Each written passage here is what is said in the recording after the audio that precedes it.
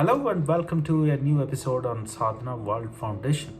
As you know, we care about crafting young lives. We present them stories drawn from lessons in history and our folk tales, which are anchored on moral values.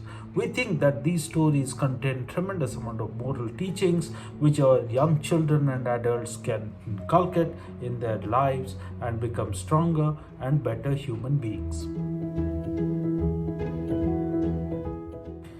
Right from our childhood, we are advised in our schools, colleges, to lead a simple life, lead an austere life.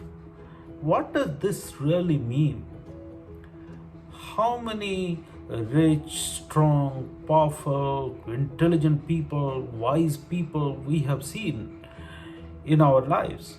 And how many of them really lead a simple or austere life?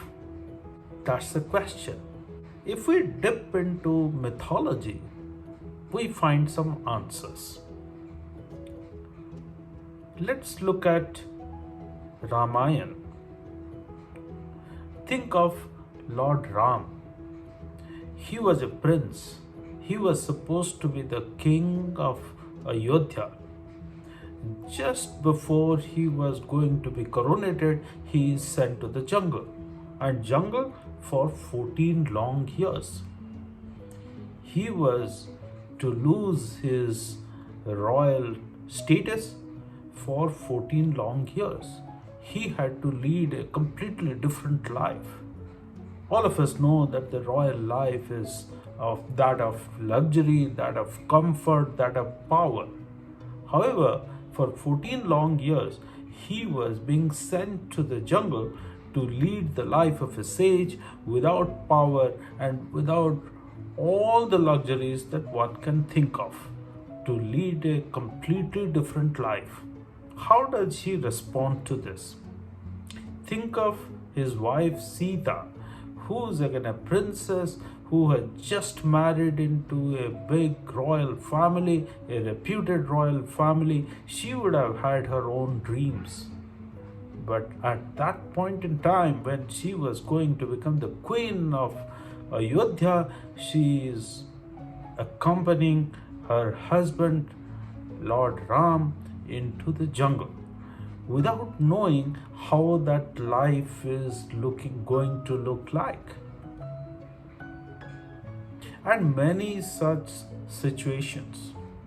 So they go to the jungle for 14 long years, they lead the life of hermits, and of course all of us know that Sita was abducted by Ravan, who was the king of the Daityas or the demons. And all of us know that Ravan himself was a very learned man and was a very ambitious person. He performed a lot of penances in his life and he could impress one superpower of Lord Shiva and had won several blessings from Lord Shiva. After performing a lot of austerities, like he had to subject himself to living in fire in the summer. He was living underwater in the winter. In the rainy season, he was living his life under the open sky. So you can understand the kind of penances, kind of austerities, the kind of pain that he was subjecting his own body and mind to impress a superpower of Lord Shiva. And after many such penances, he had won a lot of blessings from Lord Shiva. However, how he uses the superpower that he has acquired, he forgets about all those austerities in his life and he starts ruling with a lot of rudeness, with a lot of evil power around the world. He was trying to rule over the universe by virtue of the power, superpower that he had gained. He abducts Sita, he takes Sita to his kingdom, and he keeps proposing Sita to marry him. So these are three characters. One character, Ram, who is willingly accepting his father's wish and walks away from all the comforts and luxuries from the known realm to the domain of unknown. And think of Sita, who is coming from super luxury, super comfort kind of a scenario to the problems of a jungle, to again the domain of unknown. And think of Ravan, who also is so intelligent, so wise, so learned, and so powerful, and more power because of the austerities that he has performed, and he has attained that superpower, and how he is using that. And think of another character, Hanuman, who is again in the Ramayan, the mythological text of Ramayan. He is again an extremely powerful, extremely strong person. He is intelligent, he is wise, and he is also very devotional. All these characteristics are there with that character Hanuman. He performs many tough tasks, tough challenges. He takes them on willingly, without thinking of the possible implications, possible challenges that he may face. He takes them on thinking that there will be challenges, and he will use his strength, he will use the power of his devotion, he will use the power of his intelligence to deal with the challenges that he will face in his life. So all these characters teaches us. I believe that this mythological text of Ramayan, which is a compilation of some 24,000 verses, through various stories, various characters, have been created for the human civilization, for all of us to learn, to take lessons from this.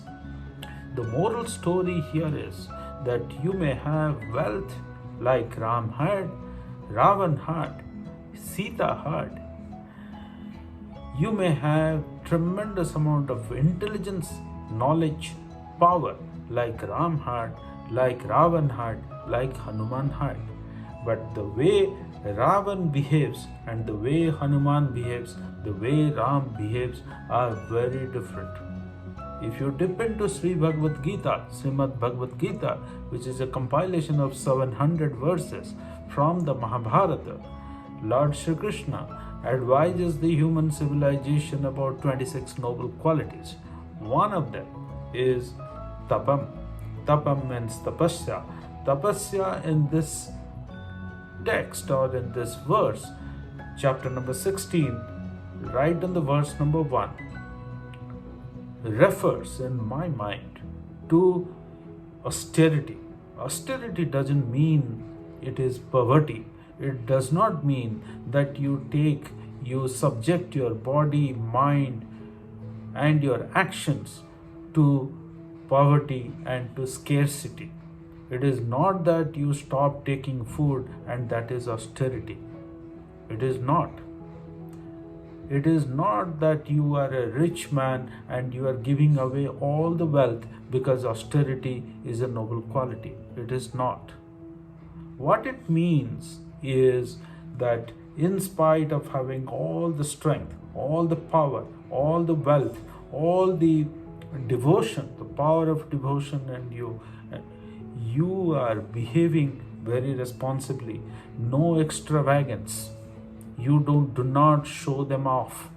If you do, like Ravan did, what happens to Ravan is going to happen to us. Quite intense teaching embedded in this small little folk tales or mythological stories of Ramayan, which is age old. We are hearing from our forefathers, and these texts are available for all of us to refer. Thank you very much, ladies and gentlemen, my dear young children who are watching all of this. Thank you very much for spreading these words of wisdom amongst many more people. I look forward to our future conversations.